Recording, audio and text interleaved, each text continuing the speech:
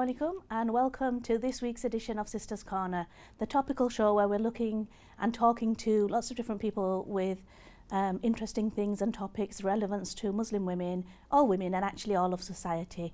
And today particularly we're really excited to welcome Sophia Mahmood from Empowering Minds Consultancy to explore issues around young people and challenges of modern day society and how as society we're responding to helping these young people become conscious, mature individuals with lots to offer society. So welcome, Sophia. Thank you for having me. Assalamu alaikum. Wa alaikum assalam. And it's such a pleasure to have you with us. I know we've been trying to meet and have a conversation for have. quite some time. Yeah, we have. I think our schedules sometimes don't allow us to have those meetings, but alhamdulillah, we're here today. Alhamdulillah, and sometimes best laid plans. Look, we made this happen quite quickly. Yes, we did. So thank you.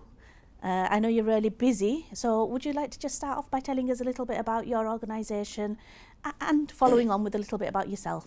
Okay, so I'm the director of Empowering Minds Consultancy, which was founded last year, and it's all about engage, educate and inspire individuals, professionals, young people, families. And it's using diversity and cohesion as a tool to change ways of thinking. We have a slogan, if knowledge is the key, mind is the lock, which means that you need a key to unlock the mind, hence you need the knowledge to unlock the ways of thinking and to empower your minds. And the reason why I picked, Empowering Minds as a title is because I kept thinking, what does my organisation want to do? And we just thought we want to empower people's minds, we want to change ways of thinking and educate individuals around controversial subjects. And then, we founded Empowering Minds, and today we have 5 strands of work that we focus on. Citizenship, diversity, cohesion, safeguarding, research and development, and personal development for training for staff.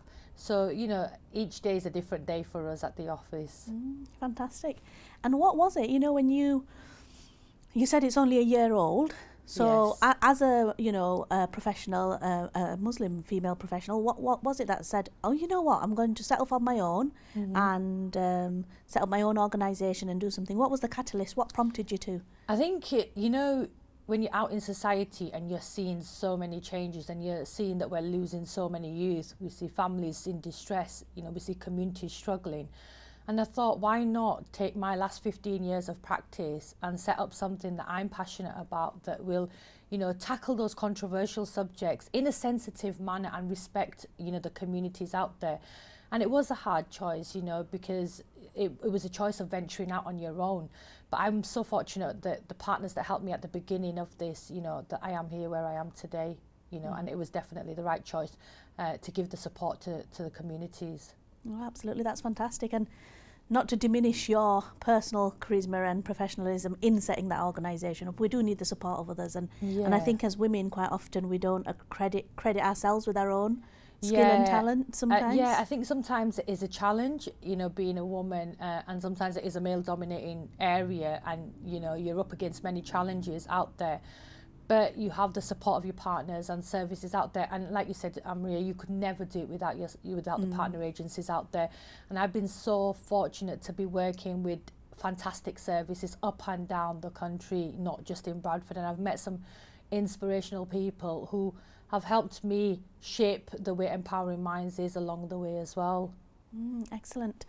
So, we're here today to talk about young people and some of the challenges that they're facing.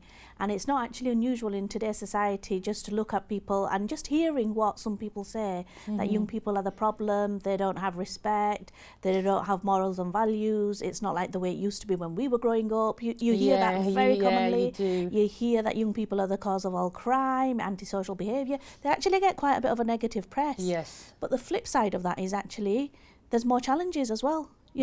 So we've got the advent of media. There's more ways to abuse a young person than there was before. It appears than before. You've got parents quite often all working all hours. They're a bit challenged as well. You've got, just the whole way of the way young people relate to each other and to their families and to the society has seemed to have changed. So what would you say in your experience are some of the key challenges facing young people now? And then we'll have a bit of a chat about what we can do and what you're doing to help them and what we as society Yeah. need to do to help. I think you've hit the nail on its head, Amria. There is a lot of difficulties that we're faced with. You know, parents are overstretched, they're having to carry out work every day because cost of living is high. Children in education, schools are overloaded, teachers are overstretched and they feel like that they can't equip as much. More and more young people going into alternative education or are into pupil referral units. So we're trying to find an alternative education there. Communities are trying their best to give what they can to the young people, but we are dealing with a whole different generation now. We live in a digital world, so everything is accessible, you know. Some people can say blame the parents, some people can say blame the teachers, some people can say blame the community. But I always read one thing that stuck with me from a young age, and it takes a whole community to raise a child.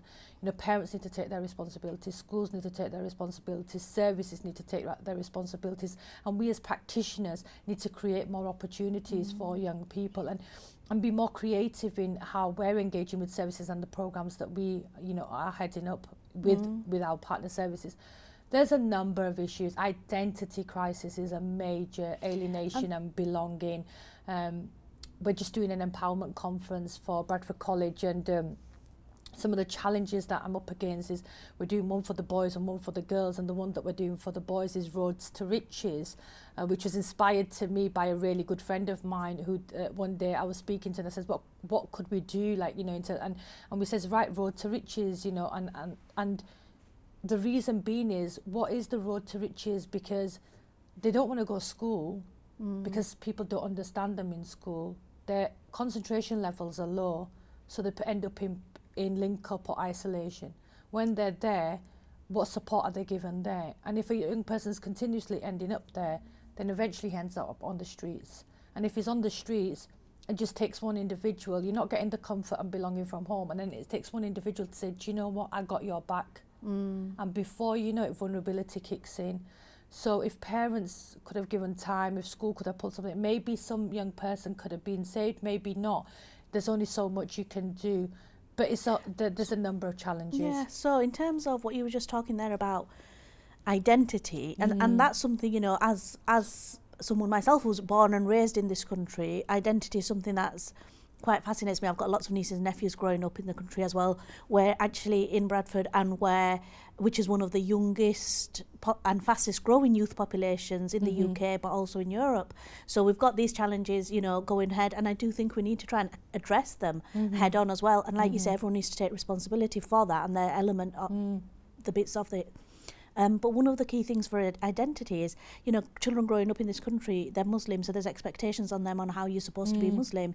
Then there's expectations on them because they're British, and there's, you know, and there's pressure on them to be British and whatever that means. And then there's expectations on them, you know, if they're from a South Asian or from a different cultural background, whether it's African or, you know, a Southeast Asian. And actually weaving all that together and doing that, you know, consciously and in a way that doesn't damage your mental health and your relationships, because it's three sets of dynamics to manage, isn't it?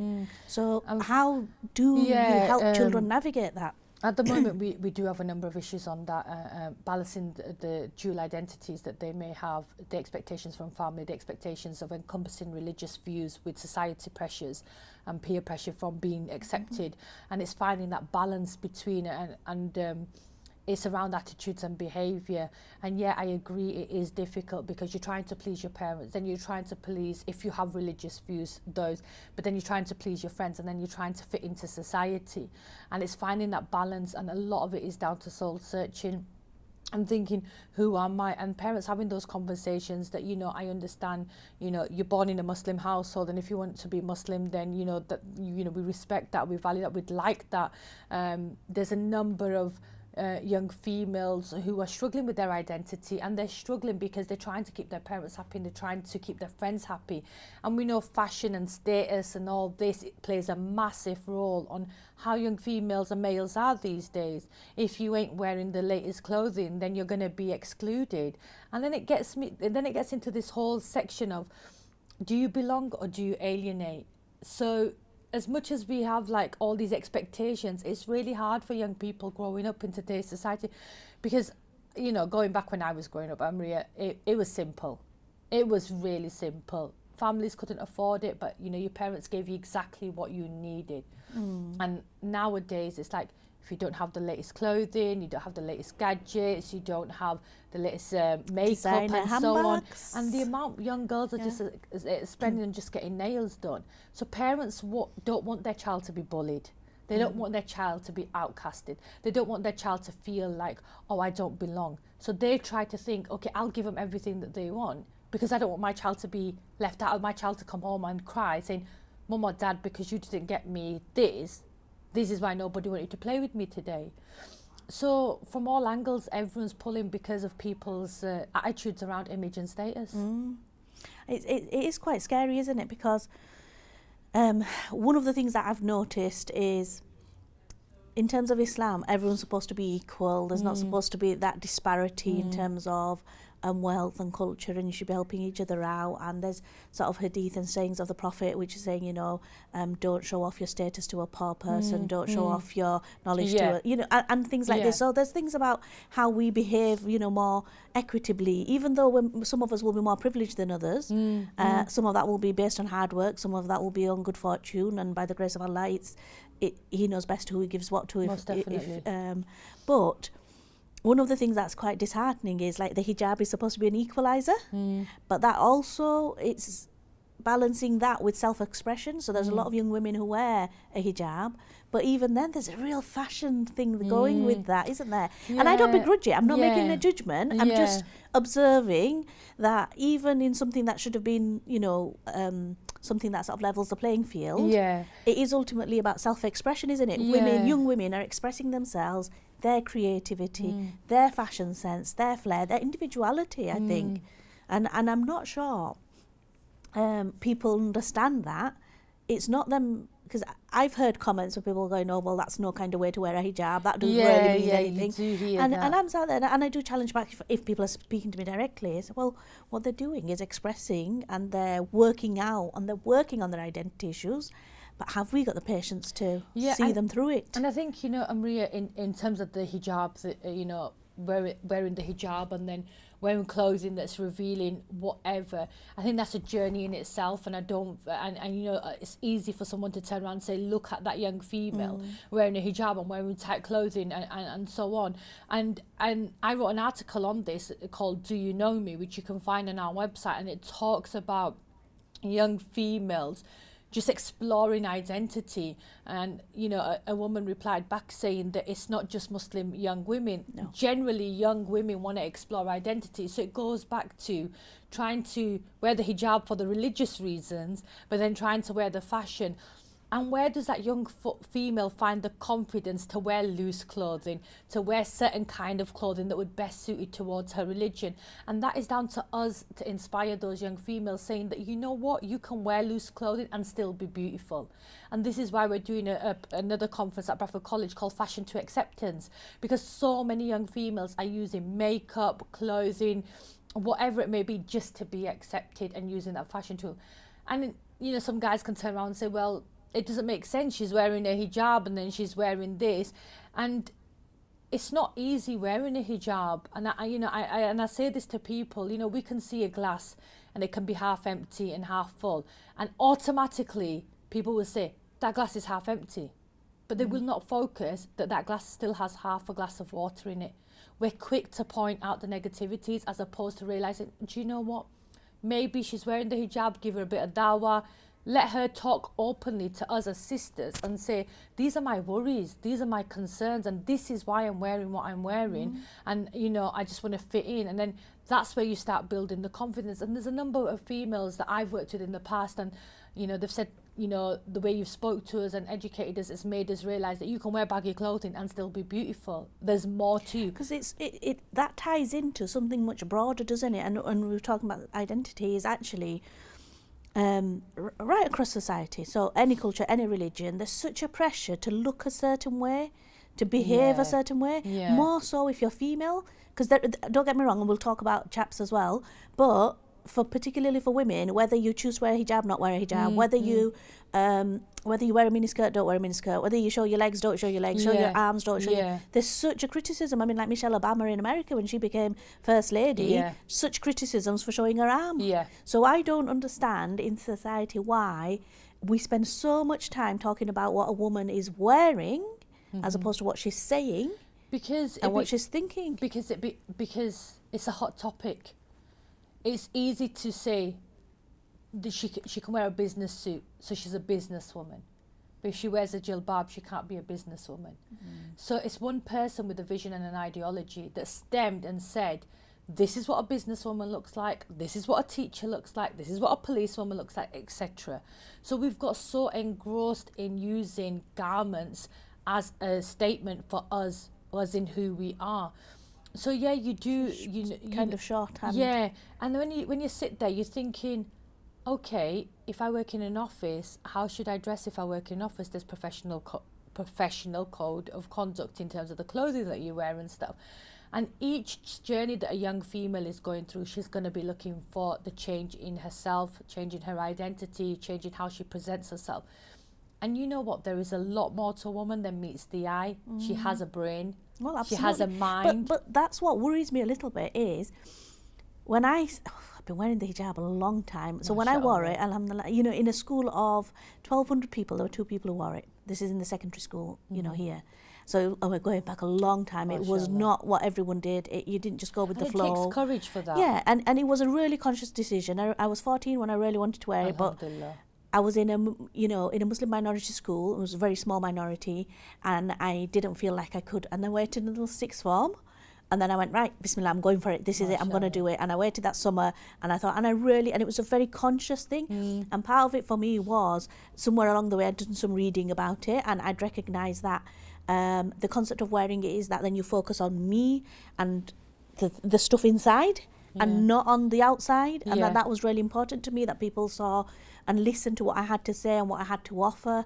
And you know, I didn't want to be treated as a dolly bird or you know, I didn't want to be treated as girlfriend material. That I wasn't interested in that, and so that's why I did that. And what really strikes me now is, even though women are choosing to do that, they're still talking about what they're wearing. So we're not, we're not stopping it. Because it's just how it is, and you know. You put a garment on, you make a statement, and saying that there is more to me than my hair, my clothing whatsoever. But sometimes even wearing the hijab, some people will look at you like, are you sure you're okay? Are you oppressed? Do you ever get spoken to really loudly? No, sometimes you do, but then sometimes you're just like, nah, no, it's okay. And I think I've met a couple of people, and they're inquisitive. Why do you wear the hijab? And have you always wore it? Who told you to wear it? And I said, oh, hold on, we need to take a step back now, because nobody, my parents didn't impose it on me, you know. And at the end of the day, that was a choice I made, just like yourself. And I remember that day. It's probably the biggest step in your life when you put that on, because you think to yourself, right, I've made a statement now. People are going to expect certain behaviour, certain dress code, certain attitude from me because I'm wearing a hijab. And that journey in itself is a journey of you as finding yourself as a young female, and it does take great courage. But people will still look at the media. The media sells women continuously in music, in fashion blogs, high street billboards, adverts, everything of how young females should dress. And sometimes it's shocking when I'm going into shops and I'm seeing some of the clothing that there is for young females at the age of 6, 7. It's very sexual.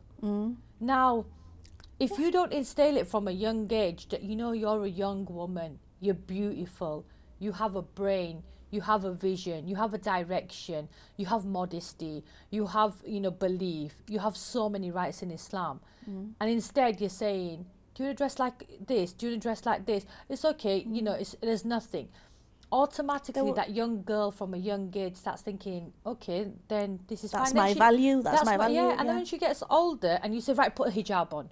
She's like, well, hold on, you never told me from a young age, because you let me wear shorts, you let me wear short skirts without tights or anything. And now you're saying to me, I've got to put a scarf on my head. So it's about not forcing people, and saying to people, explore your identity. It's also about modesty, because the other thing is, you know, we say in our faith, modesty is, you know, 1/2 of your religion or 1/3 in different, you know, but what does that mean? And some people interpret it very literally, and it's all about the clothes. Yeah.